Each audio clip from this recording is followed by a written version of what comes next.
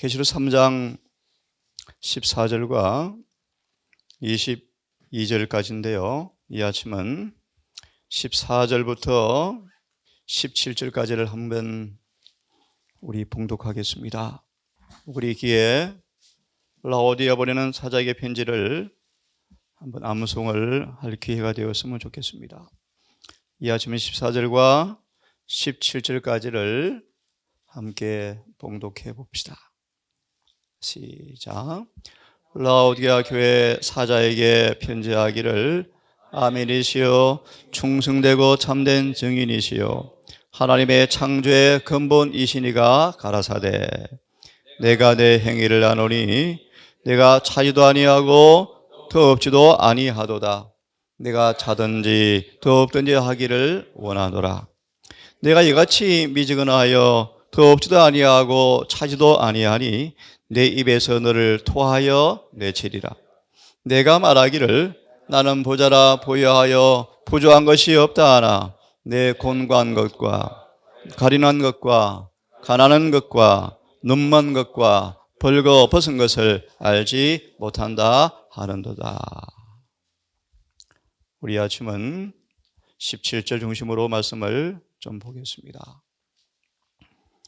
내가 말하기를 나는 부자라 보여하여 부조한 것이 없다 하나 내 궁고한 것과 가련한 것과 가난한 것과 눈먼 것과 벌거벗은 것을 알지 못하는도다.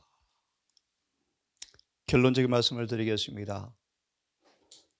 저와 여러분에게 편지한 주님의 참된 증인의 진단은 우리의 영적인 파산을 선고 직전이랍니다. 무슨 얘기죠, 여러분? 영적 파산 직전. 왜 그런가? 자기 의에 키만의 옷을 너무나 두껍게 입어서 좀처럼 눈이 멀어 우리 상태를 알지 못하는 곤고한 모습이라고 말씀하시는데요. 먼저 계시록 3장 14절 18절 정언해 보시면 파산이라는 제목이 있습니다. 얼마나 영적으로 가난하기에 재기 불가능할 정도의 파산의 상태에 이르게 되었는가. 무수한 자기 기만의 저주거리라고 말씀하시는데요. 3장 14절 18절에 파산이라는 제목이 있습니다. 라오디가인들은 영적으로 자기 기만에 빠져 살고 있다. 영적 자기 기만. 그들이 많다. 그들은 자신의 의라고 하는 것을 잊고 이 정도면 그죠. 바울처럼 바리새인처럼 창녀처럼 세리처럼 범죄하지 않는데 영적 지식의 우월성, 물질적 풍요, 기간의 발전, 자기의 의라는 겉옷을 입고 스스로 생각하기를 나는 부자라 부유하다. 거듭나기 전 니고데모처럼 관대하고 온화하고 성전 봉사에 헌신적이고 자신의 직무에 열심을 다하고, 하지만 성경 말하기를 영적 파산 상태가 우리의 모습이라고 말씀하시는데요. 그러나 이때야말로 매일 예수를 배울 필요가 있다. 그의 온유와 겸손을 배울 필요가 있는 때이다. 온유한데 주님의 온유가 아닌 우리의 의를 입고 있다는 것입니다. 그렇지 않으면 그들은 파산하여 전 생애가 거짓임이 드러난다. 이게 무슨 말씀인가를 조금 더 보겠습니다. 계시록 3장 1절과 3절을 보시면 잘 아시는 말씀 3절까지 말씀을 보시면 살았다 하나 죽었다. 그렇죠? 몇 번 말씀을 드렸지만 3장 전체가 라오디아 보내는 기별로 말씀하셨는데요. 바로 증언을 통해서 바로 말씀을 보겠습니다. 말재간을 부리는 것이 얼마나 위험한지 한번 보시기 바랍니다. 부자라 부유하지만 얼마나 심각한 영적 파산의 모습인지, 정말 경건해 보이고 정말 의로워 보이지만 경건의 모양만 가진 그런 모습인지를 이 말씀을 통해서 좀 더 봅니다. 이 기별을 받은 사람들 중에 침례 요한의 설교를 듣고 확신을 얻은 사람들이 있었지만 한때 가졌던 믿음을 잃어버렸다. 우리가 그렇죠. 그죠? 또 다른 사람들이 있었는데 그들은 그리스도의 가르침으로 진리를 받아들였지만 처음 사랑을 잃어버렸다. 영적 능력도 잃어버렸다. 얼마나 심하게 잃어버렸는가. 곧바른 기별이 오면 광신이다라고 할 정도로 잃어버렸다. 심지어 고전 3장 1절 3절처럼 사도 바울의 설교마저도 광신주의다 할 정도로 눈이 멀어버렸습니다. 왜 그렇습니까? 처음 사랑을 잃어버렸다. 공부해 보셨죠? 처음 사랑을 잃어버리면 눈이 멀어지게 되어지는데 왜 그런가 아시죠? 사단의 수많은 이론들이 난무하여, 그죠? 그들을 혼돈케 한다고 말씀하시는데요. 그들은 시작할 때 확실하게 끝 잡은 것을 끝까지 붙잡지 않았다. 그들은 살았다는 이름은 가졌지만 죽은 상태에서 구원하는 가마를 끼치기에는 너무나 거리가 멀다. 전도서 10장 1절을 보셨죠? 죽은 파리 한 마리가 향기름 그릇에 있는 모습. 그래서 썩어 악취가 나죠. 정말 그릇이 예쁘고 향기름인데 죽은 파리 한 마리 때문에 썩은 냄새가 진동을 하죠. 메로스 사사기 5장 23절. 아무 일도 하지 않는 저주받은 모습. 보세요. 계속 구원의 가마가 없다. 경건의 모양은 있으나 경건의 능력이 없는 자들이 많다. 특별히 중요한 것도 아니고 시험하는 중요한 진리로 주신 것도 아닌데 그런 문제에 대해서 많이 관여해서 총리에는 이 문제를 산더미같이 크게 만들었고 그리스도에게서 자신들을 분리시키고 성도를 상호 간의 관계도 소원하게 되었다. 그래서 이렇게 말합니다. 살았다 하지만 죽었다. 이름은 가졌지만 실상은 죽은 자다. 외식은 하나님께 아무런 가치가 없는 것인데 영혼 속에 하나님을 향한 사랑이 없이 신앙의 외향적 형식만 갖추어서는 아무런 가치가 없다. 하나 진단하면 하나님께 대한 사랑이 어떻게 여러분 증거되어집니까? 잘 아시죠? 내 계명을 지키리라. 이제 공부하겠지만 불로 연단하는 금, 사랑으로 역사하는 법, 고고 5장처럼 강건하시는 사랑을 임하면 우리는 너희는 다 죽었고 예수 안에서 살았다. 그때 우리가 드디어 자기 의의 저주를 벗어버리고 주님의 흠도 점도 없는 의를 잊게 되어지죠. 계속 보면요, 너는 일깨워서 그 남은 바 죽게 된 것을, 원어는 그렇게 되어 있습니다. 살아서 숨을 헐떡거리고 있지만 죽어가고 있는 사람들을 숨을 불어넣어서 빨리 살게 하라.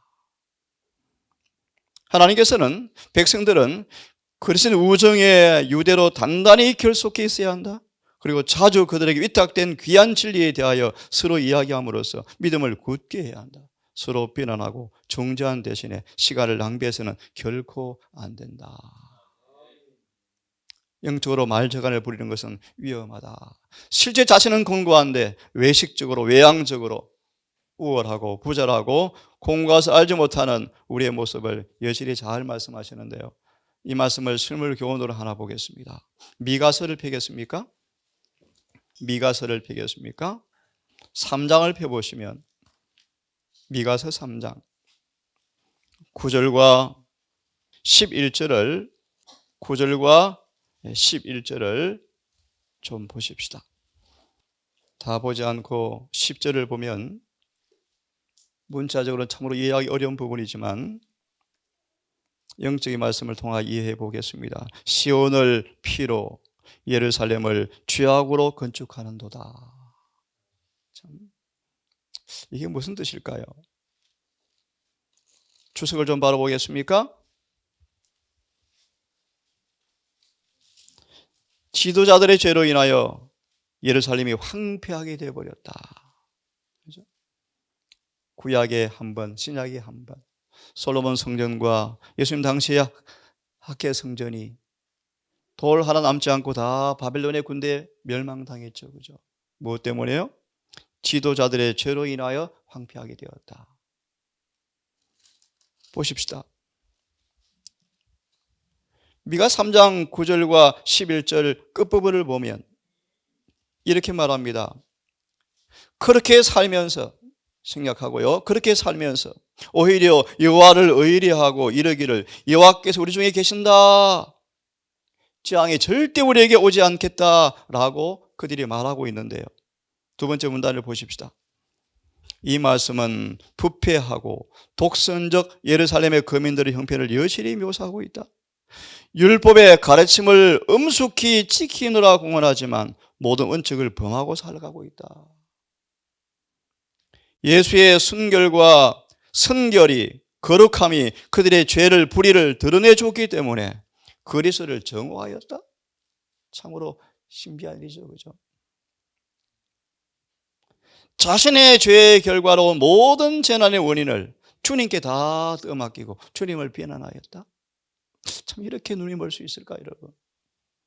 그들은 그분의 무죄를 알고서도 그대 나라의 안전을 위하여 그의 죽음이 불필요하다고 주장하였었다.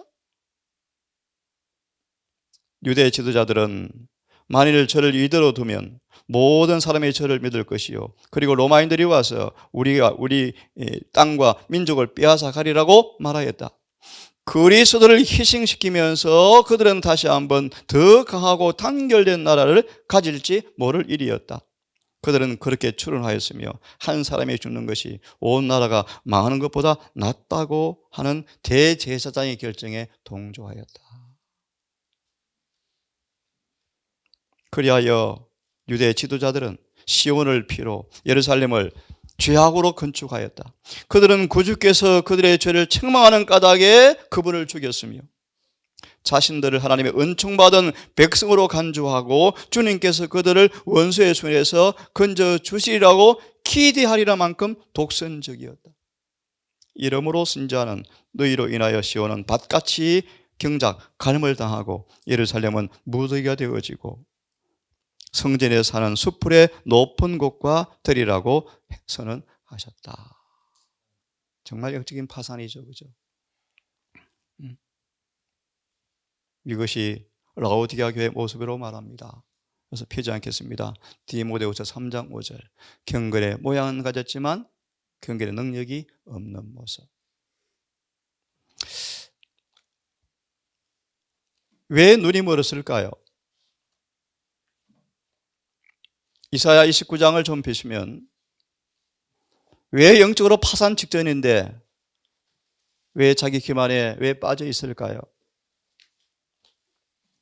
참된 정인의 근고마저도 한가할 정도로 그렇게 독선적인 모습이 되었을까요?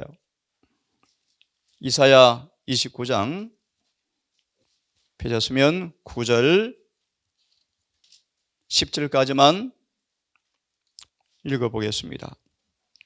함께 읽어보겠습니까? 9절부터 10절까지만 함께 먼저 읽어보겠습니다. 시작. 놀라고 놀라라. 너희는 소경이 되고 소경이 되라. 그들의 취함이 포도주로 인함이 아니며 그들의 비틀거림이 독주로 인함이 아니라 대저 여호와께서 깊이 잠들게 하는 신을 너희에게 부어주사 너희의 눈을 감기셨으니 눈은 선지자요 너희 머리를 덮으셨으니 머리는 선견자라. 선지자와 선견자에게 지혜가 사라졌죠? 총명이 사라졌죠? 왜 그렇습니까? 13절 14절까지 함께 읽습니다. 시작.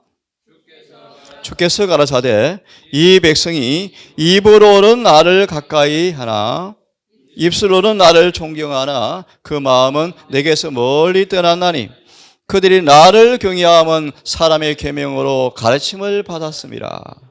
그러므로 내가 이 백성 중에 기이한 일, 기이하고 가장 기이한 일을 다시 행하리니 그들 중에 지혜자의 지혜가 없어지고 명철자의 총명이 가리워지리라.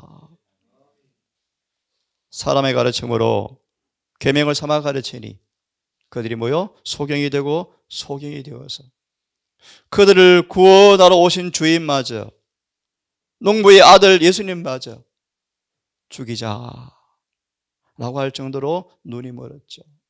왜 그럴까 여러분? 베드로후서 우리에게 적용되는 말씀을 하나 보겠습니다. 왜 눈이 멀을까요? 베드로후서 말씀을 좀 펴십시다. 1장 한 구절만 보겠습니다. 9절의 말씀. 눈이 멀은 질환이 왜 이르게 되었는지 1장 9절만 한번 읽어보고 정언을 좀 봅시다. 폈습니까? 함께 한번 읽어보겠습니다. 시작. 이런 것이 없는 자는 소경이라 원시치 못하고 그의 죄를 깨끗게 하심을 잊었느니라. 무슨 뜻입니까? 베드로처럼 베드로는 성화의 최고봉을 향하여 힘써 전진하였고 마침내 베드로는 성화의 최고봉에 이르러서 구원받았다. 왜 이 성화의 계단이, 왜 성화의 경험이 없는가?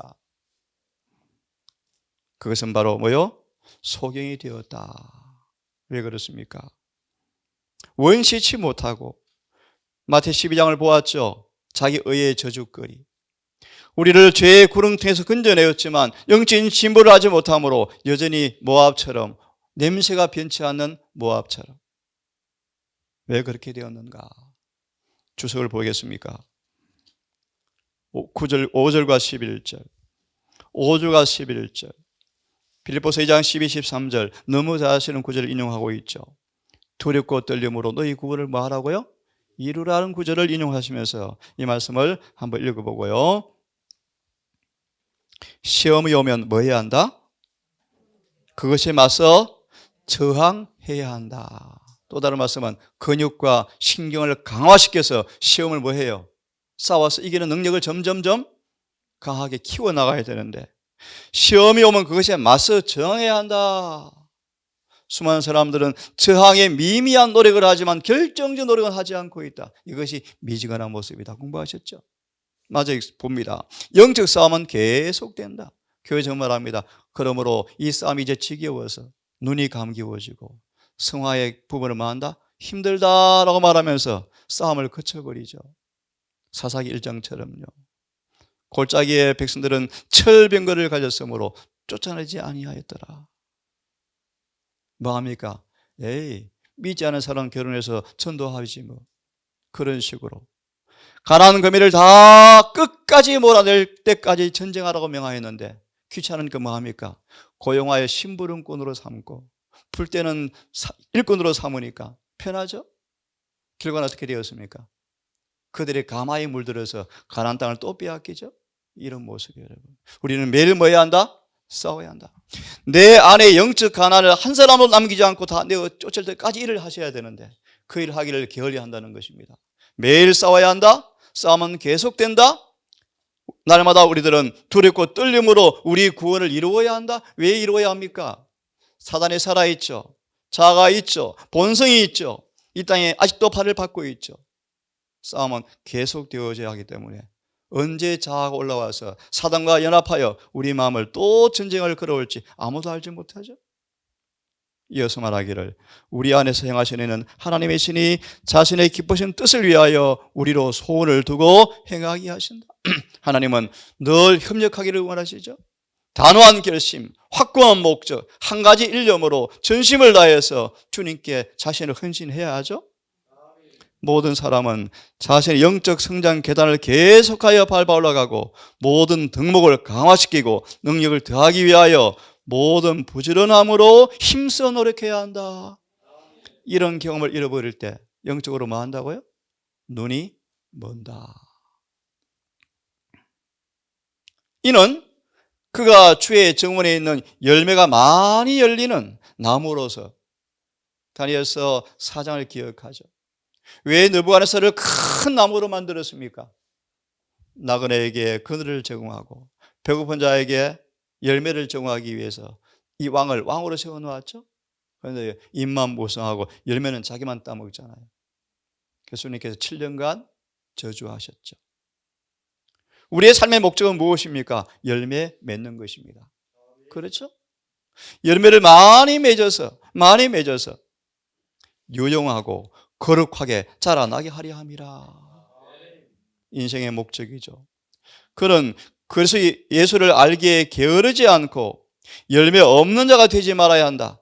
참된 신앙은 사람을 오빌의 금보다 더 귀하게 만드는 재능들을 길러낸다. 모든 부지런함이라는 말은 많은 뜻을 담고 있다. 매일의 근연성. 사탄의 대리자들이 하는 매일 일에 관하여 눈이 멀게 될 위험을 가지고 있고요. 미혹해 하는 사탄의 시험에 덫에 걸릴 위험도 있다. 그러므로 함께 읽습니다. 시작. 더욱 힘쓰라는 말은 그대의 품성에 추구하여 모든 덕목들이 그대를 강하게 하고 악을 저하게 해야 한다. 이런 것이 없는 자는 소경이라 원시치 못하고 그의 영적 빈곤을 깨닫지 못한다. 이래서 눈이 멀었습니다. 한 구절을 더 보십시다. 마태복음 6장을 펴겠습니까? 왜 라오디가 교회가 눈이 멀었는지요? 그래서 그들의 공감을 전혀 알지 못하고 부자라 보여하여 자기 의의 기만에 저주거리에 쏘가 있는지 이유를 우리 보고 있습니다. 마태복음 6장 함께 폈으면 16절을 함께 읽어보겠습니다. 시작. 금식할 때에 너희는 금식하는 자들과 같이 슬픈 기색을 내지 말라. 저희는 금식하는 것을 사람에게 보이려고 얼굴을 흉하게 하느니라. 내가 진실로 너희에게 이르노니 저희는 자기 상을 이미 받았느니라. 이 구절을 이렇게 말합니다. 조작된 신앙에는 생명의 빛도 없다. 생명도 없고 빛도 없다. 조작된 신앙. 첫 문단을 같이 읽어봅시다. 자, 시작. 우리 앞에는 사람들의 영혼을 시험하는 때가 놓여 있다. 그럼 우리는 깨어 있을 필요가 있고 올바른 금식이 필요하다. 그것은 바리새인들의 금식과 같아서는 안 된다. 그들이 금식하는 때는 외식적인 의식을 행하는 때였다. 그들은 하나님 앞에 마음을 낮추지 않았고 그들의 마음에는 격렬한 정오심과 시기와 악의와 쟁투와 이기심과 그리고 스스로 어렵다는 정신을 가득 차 있다. 그들이 겸손한 척하면서 머리를 숙이고 있는 동안도 그들은 여전히 탐욕적이었고 자존심과 거만한 마음으로 가득 차 있었다. 그들은 강압적이었고 인색하고 거만한 마음을 갖고 있었다. 왜 그럴까 여러분? 여기에 메모해 놓으시면 좋습니다. 이사야 60장 2절. 인간의 이론을 자신의 빛으로 삼았기 때문에 이렇게 기만당하죠. 제가 있습니다. 유대 예배 속에 있는 것들은 모두 다 잘못 해석되었고 참으로 기가 막혀요 여러분. 그렇죠? 구약에 있는 수많은 복음을 예수를 예표하는 그 제사 제도에 있는 것들이 다 어떻게 되었다? 잘못 해석되었다. 그래서 예수가 와도 알아보지 못하죠. 희생 제물의 부분의 뜻은 왜곡되었다. 얼마큼 왜곡되었습니까? 가야바가 이 한 사람을 죽여서 민족을 구원하자 할 정도로 왜곡되었죠. 이교 신앙의 모습이죠. 심청이처럼 아버지의 눈을 뜨게 하려고 뭡니까? 강에 빠뜨린 것처럼 예수를 죽여서 민족을 구하자. 이교 신앙이 들어와서 이교 신앙이에요. 희생 제물도 왜곡되었다. 희생 제물을 그리스도와 그의 사명을 상징하는 것이었지만 그분 육체로 왔을 때 그분 안에 계신 하나님을 알아보고 그를 세상의 구주로 받아들이게 하려 함이었는데 하지만 그들이 하나님을 섬기는 데 참 마음을 다하지 않았기 때문에 중요한 말씀이요. 참 마음을 다하지 않았기 때문에 눈이 어두워져서 하나님을 알아보지 못하였다. 가혹한 징세, 의식과 유전이 신앙의 촌결산이었다. 바리새인들이 여전히 배워야 할 것은 의가 나를 고상하게 하는 것과 형식과 의식은 의를 대신할 수 없다는 것이었는데요. 여러분 이런 말씀 하십니까? 종말의 징조, 더 형식에 집착한답니다. 그리스도들은 구른 기둥 가운데 둘이어서 가르치었던 것 같은 진실을 가르치시고 산 위에서 백성들을 가르친 바로 그 계명을 가르치고 있는데요. 예수를 몰라보죠. 제자들에게 주실 때와 똑같이 가난한 사람들을 가르칠 때에도 사랑이 필요하였다. 하지만 이스라엘 사람들은 어떻게 합니까? 자비와 사랑과 동정이 결여되었다. 그래서 파산 직전이죠. 그죠? 열심을 다하지만 사랑이 없으면, 동정이 없으면, 자비가 없으면 뭐요? 가난한 거예요. 파산하는 거예요. 파산. 맞을 거 끝냅시다. 그리스도는 생배의 조각을 낡은 옷에 붙이는 자가 없나니 이는 기운 것이 그 옷을 당겨 헤어짐이 더하게 되며 라고 하셨다. 참된 경건의 특징인 진리와 생명과 빛은 바리새인들의 조작된 신앙과는 연합될 수가 없었다. 믿음의 덕을 더하고 덕에 지식을 더하고 지식에 절제를 더하고 절제에 인내를 더하고 인내에 경건을 더하고 경건에 뭘 공급하라? 사랑을 공급하라. 이것이 없이는 뭐요? 원시치 못하고 옛죄를 깨끗이 하심을 잊어버렸느니라.